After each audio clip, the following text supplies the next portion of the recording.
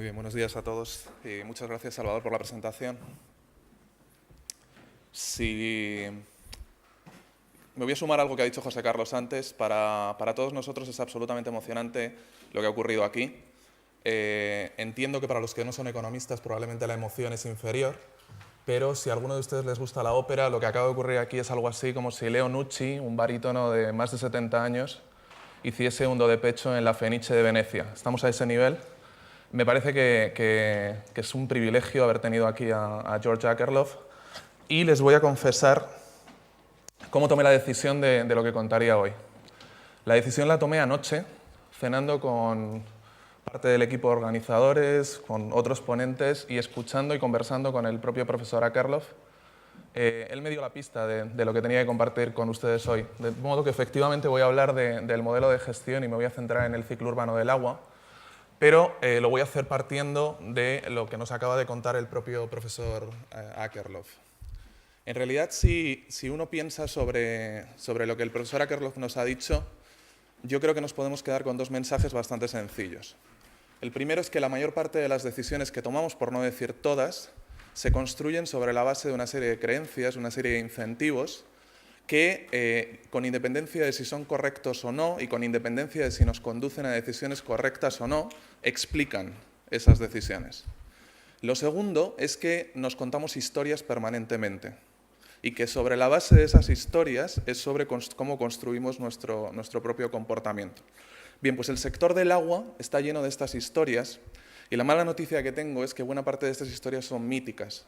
Permanentemente estamos enfocando mal los problemas, estamos comprometiéndonos con problemas que son problemas de segunda derivada sin enfrentar problemas realmente prioritarios para la gestión del recurso y para la gestión de los servicios de agua.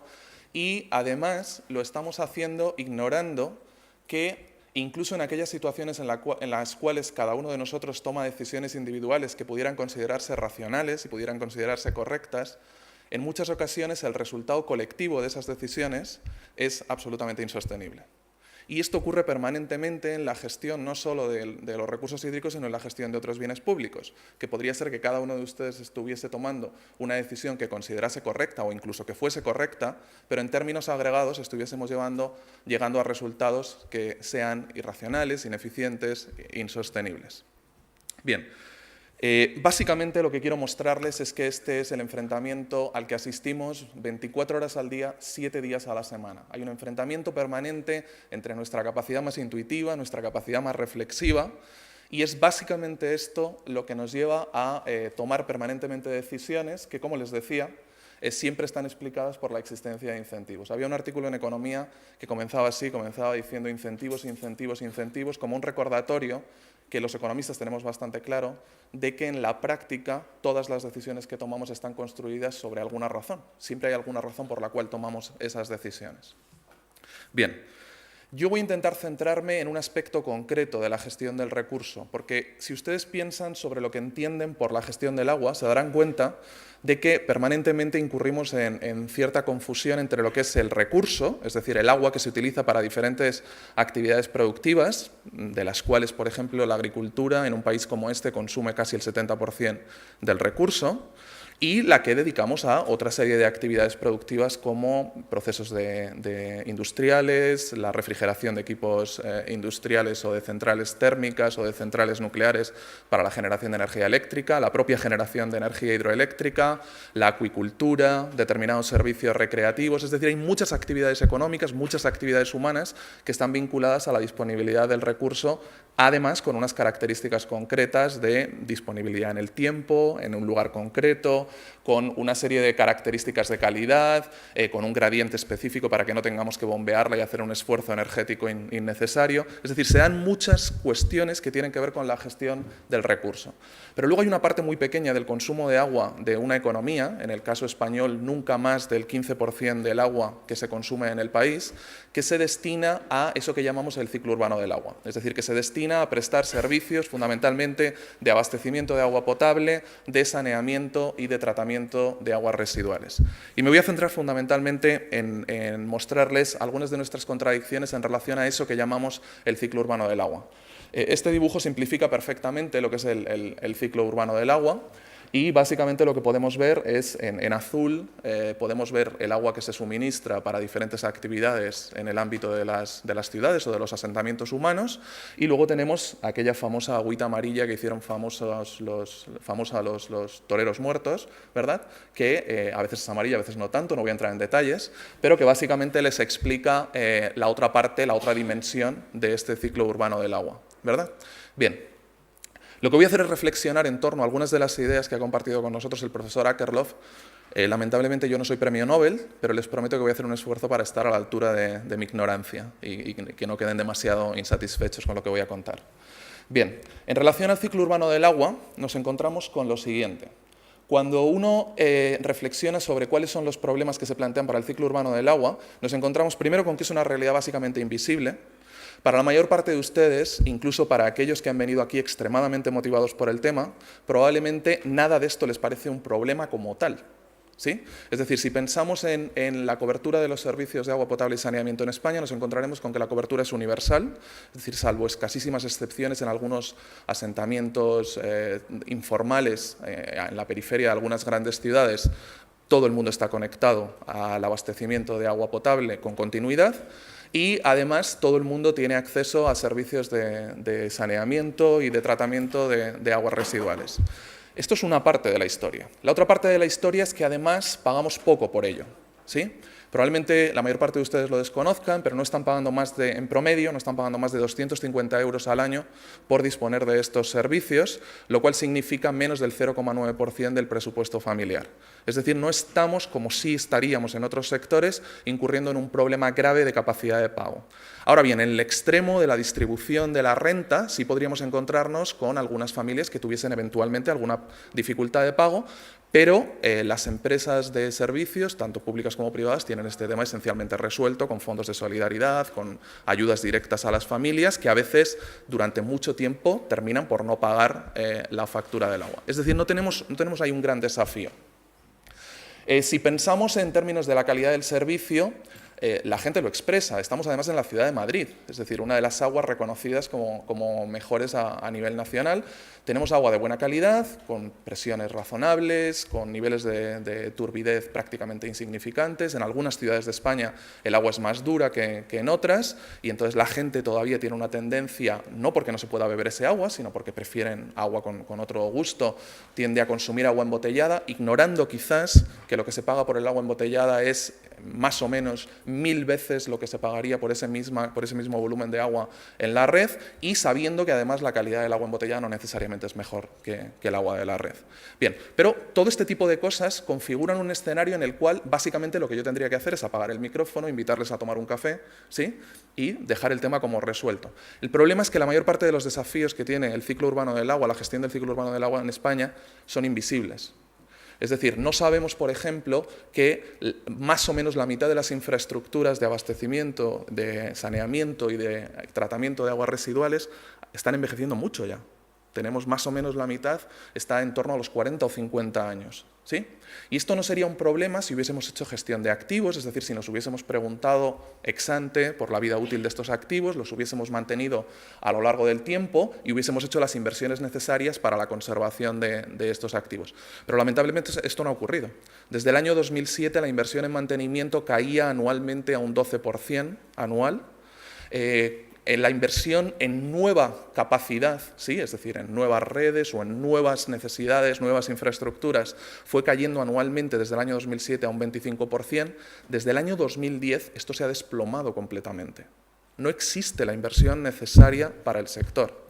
Y esto, en gran medida, se explica por la envolvente que define algo que, por ejemplo, luego Santiago Carbó seguramente mencionará, que tiene que ver con la restricción financiera tremenda que estamos viviendo como resultado de esta crisis financiera y económica mundial. Es decir, con un país que tiene unos niveles de deuda superiores al 100% del Producto Interior Bruto, que incumple su pacto de estabilidad y se va a unos niveles de déficit público por encima del 5%, con la mayor parte de los ayuntamientos fuertemente endeudados, con aquellos ayuntamientos que no están endeudados teniendo que cumplir una regla de gasto que les impone el Ministerio de Hacienda. En esa circunstancia no se generan los recursos necesarios para hacer este tipo de inversiones. Y luego siempre hay una cuestión de prioridades, es decir, hay recursos, pero esos recursos tienen que competir con múltiples objetivos sociales y además legítimos. Bien, ¿Qué está ocurriendo, por lo tanto, en el sector? Pues en el sector nos encontramos con que en términos de abastecimiento uno no tendría por qué preocuparse mucho a priori, es decir, si alguien me preguntase si creo que va a existir algún corte de suministro importante en alguna ciudad española, yo diría que no en el horizonte más próximo, pero si pensamos en términos de la red de alcantarillado, si pensamos en términos de los servicios de tratamiento de aguas residuales, España incumple permanentemente con la directiva europea al respecto. Aproximadamente 3/4 partes de las estaciones depuradoras de aguas residuales que hay en España no son capaces de tratar, por ejemplo, nitratos y fósforo. Nos encontramos con que buena parte de esas plantas están infradimensionadas, algunas están sobredimensionadas porque se diseñaron en un momento en el que la previsión de crecimiento urbanístico era mucho mayor. Por ejemplo, piensen en la planta de tratamiento de aguas residuales de Toledo, que tiene una capacidad 3 veces superior a la que realmente, a las aguas que realmente está tratando. Es decir, empezamos a ver que realmente sí aparecen algunos desafíos importantes. Y hay un desafío fundamental en el que no me voy a extender demasiado, que tiene que ver con la conexión entre el ciclo urbano del agua y el recurso en sí mismo. Es decir, por llevarlo, si quieren, al absurdo, podríamos pensar en una situación en la cual resolviésemos todos los problemas que tiene en este momento el sector, fuésemos capaces de tener operadores absolutamente eficientes, con alto nivel tecnológico, con buena capacidad, comprometidos con proporcionar un servicio equitativo, eficiente, de manera sostenible, además comprometidos con objetivos sociales y ambientales que nos definimos o que nos damos a nivel colectivo, y en esa situación concreta podríamos encontrarnos con que la restricción que aporta el recurso nos dejase ante un problema del agua en alta. ¿Sí? Todos los que están en la sala, y hay bastante gente de empresas de servicios de agua, saben perfectamente que o somos capaces de reflexionar en torno a lo que va a ocurrir en las próximas 3 o 4 décadas en términos de seguridad hídrica, o nos encontraremos con una restricción que tiene poco que ver con la gestión que hagamos de las empresas de servicios de agua. Bien. Si pensamos en términos del recurso, y luego mi compañero Carlos Mario Gómez entrará más en detalle sobre los temas de seguridad hídrica, nos encontraremos con varios ejemplos de los que ha mencionado el profesor Akerlof. Nuestro país, por ejemplo, construye buena parte de su confianza económica a partir del vigor del sector turismo, que genera un 12% del Producto Interior Bruto. En algunas regiones, más del 50% del Producto Interior Bruto. Este año vamos a volver a batir el récord. 70 millones de turistas para una población que no supera los 45 millones de personas. El 70% de esos 70 millones de turistas se concentrarán en los meses que van de mayo a septiembre, y a ellos se les sumarán los turistas nacionales que se concentran entre julio y agosto, se concentrarán en el arco mediterráneo y en los archipiélagos. Curiosamente, aquellos lugares donde existe estrés hídrico. Si pensamos en términos de la agricultura, nos encontraremos, por ejemplo, con que, como he dicho antes, la agricultura consume el 70% de los recursos de agua dulce disponibles en el país, pero solo el 90% de esos recursos, de ese agua de riego, genera el 10% del valor añadido bruto de la agricultura. Y al revés. El 10% del agua permite obtener el 90% del valor añadido bruto de la agricultura. Es decir, tenemos una agricultura muy eficiente que genera gran valor añadido frente a una agricultura que consume el 90% del agua de riego y genera un valor añadido muy limitado. Esto lo conocemos bien en este país porque tenemos alguna decisión parecida también en relación a la minería del carbón, por ejemplo. Un carbón con bajo poder calórico que no puede competir a nivel internacional y que, sin embargo, hemos mantenido por otro tipo de razones. Si pensamos, por ejemplo, en términos de las decisiones que tomamos en su momento, cuando en este país siempre se dice que desde una manera muy política, yo creo que desde una manera absolutamente tribal, se entró en una discusión sobre cómo se resolvían los problemas de seguridad hídrica en el Levante español. Y se dijo, bueno, trasvasemos agua desde el Ebro. Aquel plan hidrológico nacional no salió adelante, se derogó y se propuso una alternativa. La alternativa se llamó Programa Agua, implicaba una inversión masiva en plantas de desalación. Eso ha convertido a España en el 5º país del mundo con potencia instalada en términos de desalación, y además España lidera tecnológicamente en el mundo en desalación. ¿Qué ocurre? Que en ese contexto nuestras plantas de desalación en promedio se utilizan en menos de una quinta parte. Tenemos plantas pagadas en gran medida con fondos europeos. España está percibida por el Parlamento Europeo, por la Comisión Europea. Hay procedimientos de sanción iniciados con unas infraestructuras ya pagadas y nosotros seguimos sin generar los incentivos para poderlas utilizar. Y esto es un tema entre otras cosas, un tema para economistas. ¿Por qué? Porque hemos sido capaces de generar los incentivos para movilizar los recursos que nos permitiesen instalar esas infraestructuras y, sin embargo, no somos capaces de generar los incentivos que nos permitan utilizarlas. Y no solo eso, tenemos muchas infraestructuras y de alta calidad en el país, pero no generamos los mismos incentivos desde un punto de vista económico y social para conservar el recurso que les da sentido. ¿Sí? Es decir, construimos un trasvase, pero no ponemos el mismo énfasis en garantizar la conservación del recurso que da sentido a ese trasvase. ¿Sí? Es decir, permanentemente tenemos una serie de decisiones que son decisiones claramente erróneas, pero que nos conducen a entender que en gran medida todas estas decisiones, como explicaba el profesor Akerlof, se toman porque hay incentivos para ello. ¿Por qué en España se desarrolla la agricultura en una zona en la que por definición sabemos que no hay agua? Cuando el agua es un factor productivo crítico para el desarrollo de la agricultura. Pues por el mismo motivo por el que se desarrolla en la costa del Pacífico peruano, donde se concentra el 80% del Producto Interior Bruto de Perú, el 60% de la población, con menos del 2% de los recursos de agua dulce del país. ¿Por qué? Pues porque hay más horas de sol efectivas, por ejemplo, que en la media de los países de la Unión Europea, y porque los costes laborales son muy competitivos. Es decir, se dan las ventajas comparativas para poder tener una agricultura vigorosa, pero carecemos del factor productivo o uno de los factores productivos críticos, que sería el agua. Y esto nos obliga a forzar permanentemente el sistema. Tenemos que llevar agua a lugares donde naturalmente no existía, o no existía en la cantidad que ahora es necesaria para atender a esa demanda. Cuando alguien dice que estos temas del recurso se enfrentan desde una perspectiva partidista, ni siquiera es el caso. Recuerden que ha habido un escenario no muy lejano en el tiempo en el cual el partido que en este momento gobierna también gobernaba en Extremadura, en Castilla-La Mancha, en la Comunidad de Madrid, en la Comunidad Valenciana, en Murcia y en la Administración General del Estado, y sin embargo no se ponían de acuerdo. Lo cual muestra que el problema es un problema que está en otro terreno. Yo decía antes tribal, si quieren voy a ser un poco más educado y diré que territorial. Pero estamos territorializando un recurso que tiene significado territorial, pero que sin embargo no puede gestionarse desde esa perspectiva. Bien, si nos centramos en tres desafíos fundamentales en relación al ciclo urbano del agua, les mencionaré tres que creo que son importantes. Uno tiene que ver con el modelo de gestión. ¿Sí? Y cuando hablamos del modelo de gestión en relación al ciclo urbano del agua, lo que estamos haciendo es una simplificación excesiva. El modelo de gestión ha terminado por convertirse solo en una discusión sobre la titularidad jurídica del operador. Es decir, sobre ese debate en formato referendo sobre si el operador debe ser público o debe ser privado. Una discusión que para la que nos dedicamos, los que nos dedicamos a este tema y sobre todo los que nos dedicamos a viajar en relación a este tema, sabemos que es absolutamente irrelevante. La discusión sobre si el operador ha de ser público o privado, y lamento si estoy decepcionando a alguien en este momento, es absolutamente irrelevante. La discusión principal debería ser una discusión sobre cómo generar modelos no excluyentes en los que no se demonice la participación pública, pero tampoco la participación privada, en los que tampoco incurramos en el error de solemnizar la obviedad diciendo que la cooperación pública-privada es lo mejor, cuando de facto es que la cooperación pública-privada es lo que existe, no solo en España, sino en el resto del mundo. Es decir, la mayor parte de la prestación de servicios en este país está basada en un modelo de cooperación público-privada y no solo en relación al servicio público de agua y saneamiento, sino en otros servicios públicos.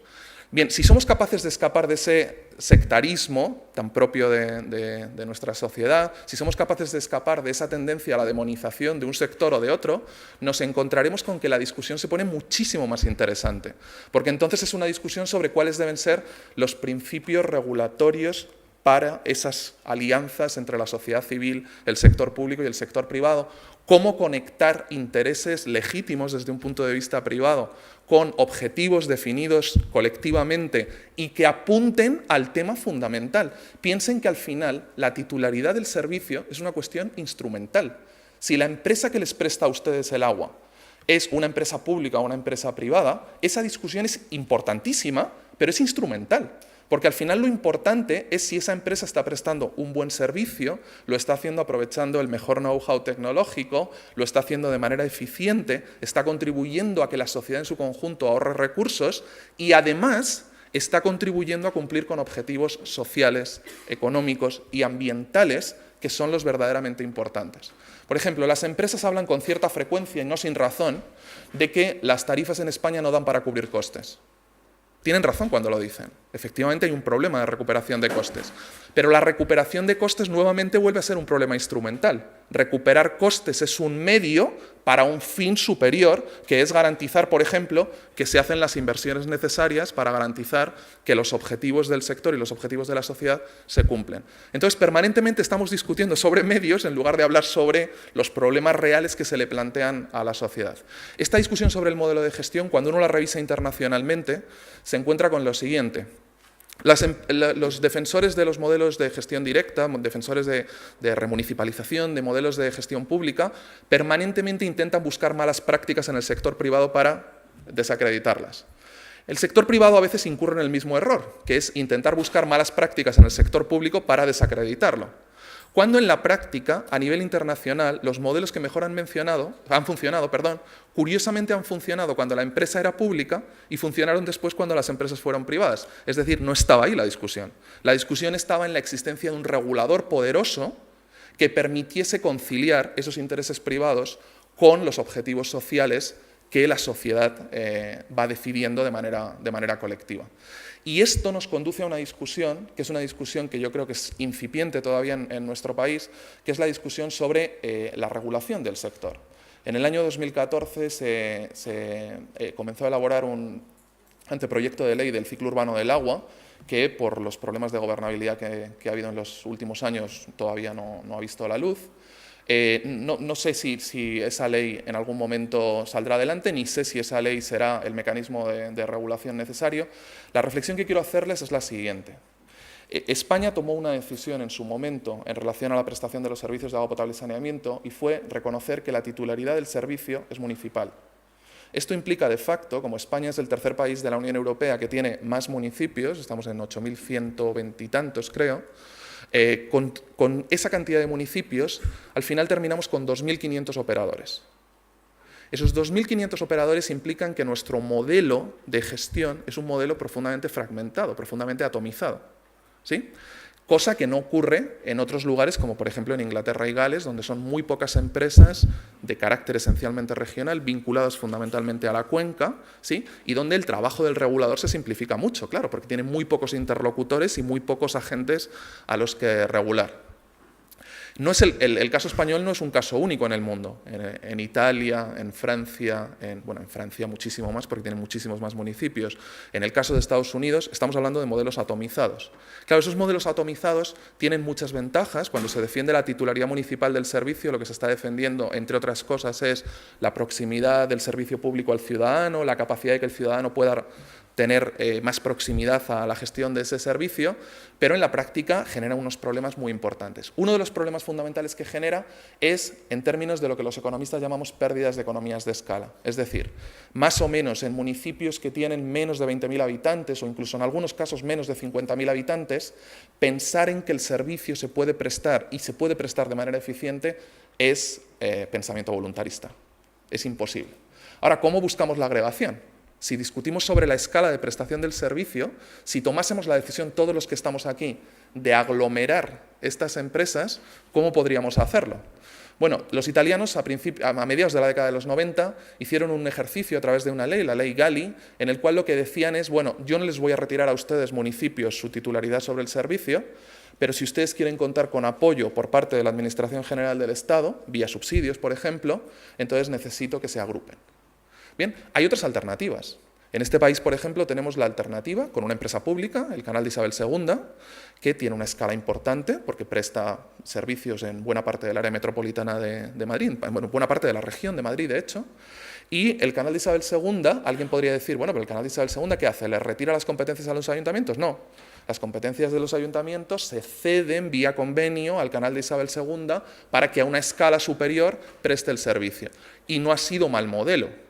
La integración, por cierto, no solo se tiene por qué conseguir en términos espaciales. Es decir, hoy a través de tecnologías de información y comunicación sabemos que una misma empresa prestando el servicio en diferentes municipios tiene capacidad para agrupar, ¿sí? Y para, por lo tanto, obtener esas economías de escala que le permitan ser más eficiente. Y déjenme que les mencione un tercer tema importante en relación al servicio. Si uno piensa en términos de algunas de las cosas que hemos mencionado, la recuperación de costes, la necesidad de reemplazar activos, quizá la exigencia de que exista un regulador. Este tema para los que proceden del sector es un tema conocido. Para los que no vienen del sector, supongo que habrán reflexionado sobre el hecho de que España tiene un ente regulador para la energía, para las telecomunicaciones, para el mercado de valores, ¿sí? Pero no tiene un regulador para el agua, un regulador estatal para el agua. Yo les animaría a que la discusión nuevamente se formulase bien, es decir, no se centrase en una discusión exclusiva sobre el vehículo de regulación, sobre el modelo de regulador, sino sobre todo sobre los principios de regulación. ¿Por qué es necesaria la regulación? Pues, entre otras cosas, porque si no, en un país como el nuestro, que se llama a sí mismo cuasi federal y a ratos lo que parece es un país centrifugado, en el que las competencias se han desplazado de una manera un poco desordenada, nos encontramos con que, en ausencia de un regulador, no es que no exista regulador. Perdón, no es que no exista regulación, es que existe hiperregulación. Piensen que cada uno de los contratos de cesión que se firman en cada uno de los ayuntamientos, y estamos hablando de 2.500 operadores, en sí mismo es un instrumento de regulación. Pero es un instrumento que, como hemos visto a nivel internacional, no sirve. Es un instrumento estático. En presencia de cambio climático resulta prácticamente inútil, ¿sí? Y no está garantizando precisamente eso que señalaba antes, que es la posibilidad de alinear los incentivos y los intereses de agentes individuales, sea empresa pública o privada, con los objetivos colectivos que la sociedad define de manera legítima. ¿Bien? Déjenme que, no sé si cómo voy de tiempo, pero supongo que estoy cumpliendo con lo que me habían solicitado. Déjenme que les muestre algún ejemplo de cosas que ocurren en el mundo en relación a la gestión del recurso. Estos son unos pozos con escalas que se dan en muchos lugares de la India. Muchos de ellos son de los siglos II, III y IV, aunque hubo una profusión en la construcción de este tipo de pozos en el siglo XIX. Bien. Si ustedes ven esto, básicamente lo que entenderán es que esto lo que pretendía es permitir que los ciudadanos de la India accediesen a los recursos de agua subterránea. Si hoy se han convertido en patrimonio cultural o, lamentablemente, se han convertido en grandes vertederos, ¿sí? Es básicamente porque el nivel de agua ha descendido. Pero esto no solo ocurre en la India. El nivel de la tierra, ¿sí?, de la ciudad de Pekín, en China, está hundiéndose porque el nivel freático del acuífero ha disminuido tanto que ya no es capaz de sostener lo que está ocurriendo. Esto mismo ocurre, y antes lo mencionaba Montserrat Domínguez, ocurre en California. Están en el 5º año de sequía y si uno va hoy por una autopista del Valle Central de California, se encuentra con que hay grietas en la autopista que no tienen que ver con movimientos sísmicos, tienen que ver con la caída del nivel de tierra como resultado de la sobreexplotación de los recursos. Bien. Hay varios ejemplos de estos. Otro ejemplo que les querría mencionar es el contrario. Es decir, el problema a veces con el recurso no es solo un problema de escasez, también es un problema de abundancia, ¿sí? Y en este problema de abundancia espero que no tengamos que recurrir a una solución como esta, pero una reflexión que a nosotros nos gusta hacer en el equipo, y seguro que Carlos Mario después no me desmiente, una reflexión que nos gusta hacer es que no podemos gestionar los problemas de escasez y los problemas de inundaciones mirando al cielo y haciendo plegarias. No tienen nada que ver con si llueve mucho o si llueve poco. Cada vez que ustedes vean una inundación en un país desarrollado, muy desarrollado, como España, piensen que lo que hay es un problema de gestión.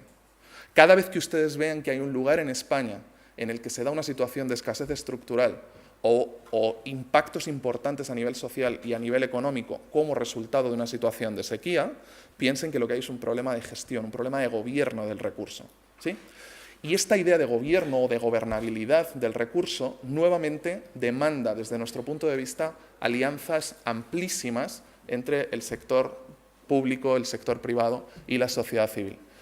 Les menciono ya únicamente 2 ejemplos más y termino.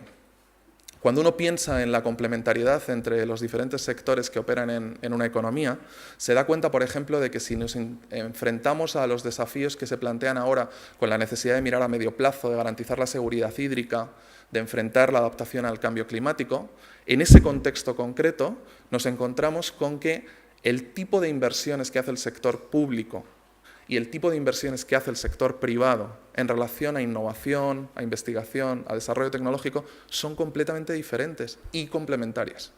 Por tanto, un modelo excluyente que saque del tablero a uno de los dos nos está dejando sin una parte de esa inversión.